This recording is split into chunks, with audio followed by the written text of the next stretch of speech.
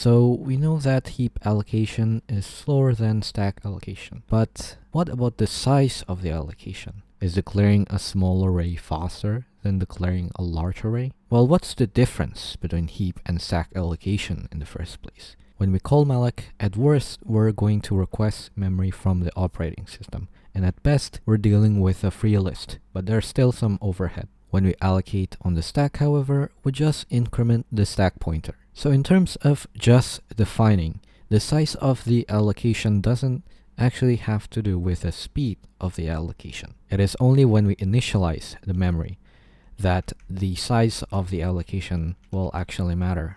Now, of course, one of the downsides of it is you can't dynamically resize it. But when you know the maximum length of something, of a string, for example, then allocating on the stack is nice. But you should be careful with large arrays, especially in recursive functions, because you cannot deallocate the array as long as you're within function scope. So it's gonna stay alive until it exits the function, which means for deep recursions, you will run out of memory very fast. So keep that in mind.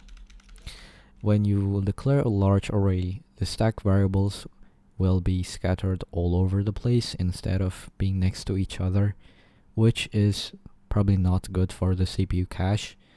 And as for what's the limit you should choose, well, I don't think there's a magic number, but maybe you should start at maximum a page size. So that means that the array or other variables will be pushed to another page